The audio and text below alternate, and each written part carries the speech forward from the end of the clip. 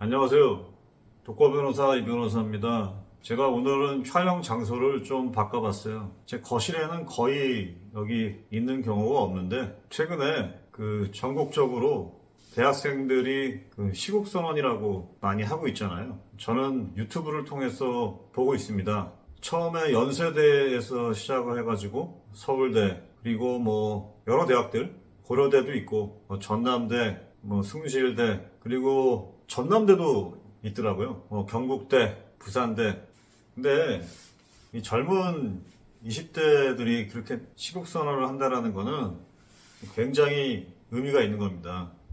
왜냐면 보통 이 20대 시절에 데모를 많이 하잖아요. 지금은 안 하는데 저도 92학번이라서 저 같은 경우에는 이제 끝물이죠. 87년도에 직선제 개헌이 있고 난 후에 그 이후에 이제 90년대 학번들 같은 경우에는 소위 말해서 X세대라고 얘기를 하는데 X세대 90년대는 사실 어떤 시위의 명분이 그렇게 크지 않았어요. 왜? 이미 직선제 개헌이 됐고 민주화가 그때부터 됐다고 봐야 되거든요. 그 당시에 학생운동의 어떤 운동권의 어떤 방향을 보면은 거의 80%, 90% 이상이 주사파였습니다. 학생운동이라는 게 이제 NL 주사파하고 PD 계열 이렇게 양분됐었는데 PD 계열은 이제 민중민주주의라 그러죠. 어떻게 보면은 PD 계열이 진짜 찐 좌파고 NL은 친북 좌파? 쉽게 얘기하면 그런 겁니다. NL은 제가 보기에는 진정한 좌파라기보다는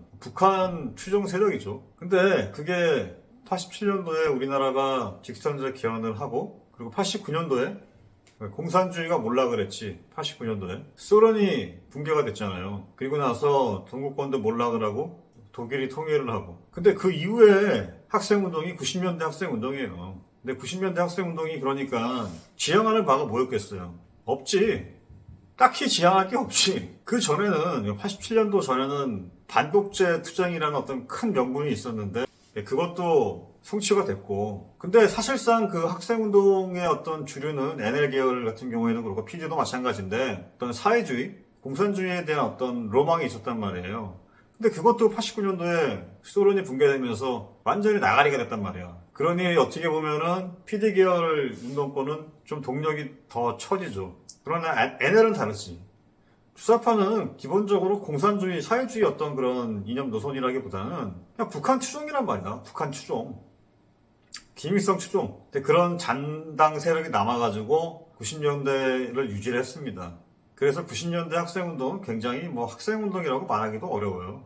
제가 92학번인데 90년대 학생운동에 대해서는 저는 굉장히 가짜게 봅니다. 저는 그 당시에 대학교 다닐 때도 제가 나온 이제 대학교, 저는 이제 고려대학교를 졸업을 했는데 제 과도 굉장히 운동권이 강했어요. 근데 저는 그 당시에도 아웃사이더였긴 했지만 학생운동 한다고 하는 애들 보면은 저는 뭐라고 많이 얘기를 했습니다. 이렇게 병신짓을 하고 있냐. 저는 그런 얘기를 대놓고 했거든요. 근데 지금 와서 보면 다 병신짓이지. 그건 맞지. 근데 그때는 젊었으니까 이해는 해요.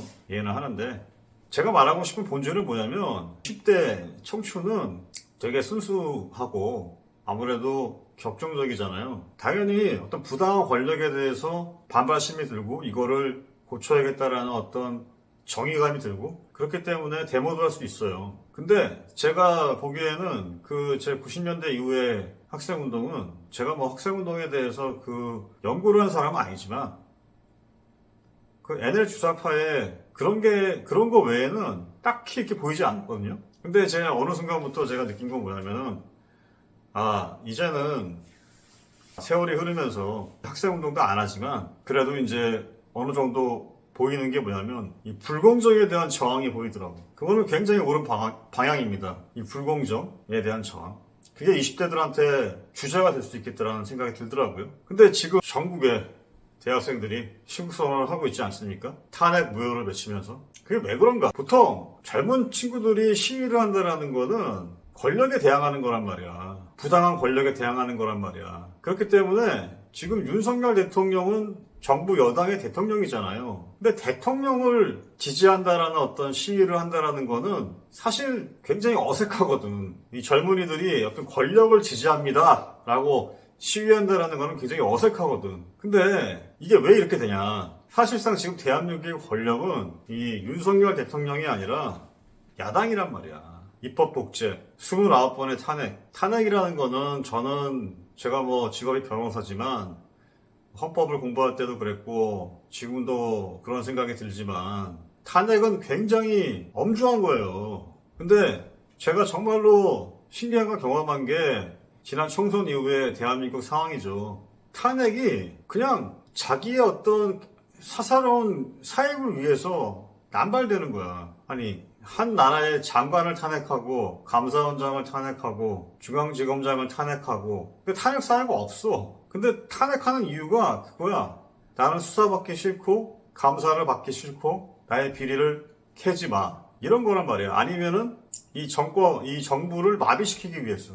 근데 거기에 대해서 헌법재판소도 일조를 했죠. 왜냐면 판단을 내리지 않잖아. 그러면은 그 직무 정지 상태가 계속 유지가 되거든요. 그러니까 제가 보기에는 지금 젊은이들이, 20대들이, 대학생들이 부당한 권력을 야당이라고 생각을 하는 거야. 그렇기 때문에 지금 이런 상황이 벌어지는 겁니다. 저는 그런 생각이 들어요. 어제 굉장히 황당한 또 헌재 결정이 있었잖아요. 선관위 관련돼서 내린 결정이 있잖아요. 감사원이 선관위를 직무검찰하는 거는 안 된다. 쉽게 얘기하면 그런 내용인데 제가 보기에는 아마 이게 완전히 불을 지핀 것 같습니다. 대통령 탄핵, 부당한 탄핵과 맞물려 가지고 그 선관위 헌재 결정이 그 20대 대학생들의 분노에 불을 지핀 것 같아요. 그래서 제 결론은 지금 이런 분위기에서는 탄핵을 인용했다가는 나라가 완전히 큰일 날 겁니다. 그거를 깨달아야 되는데 다 깨닫고 있어요. 웬만한 사람들은 깨닫고 있고 저는 그런 생각입니다. 결론, 탄핵은 기각될 겁니다.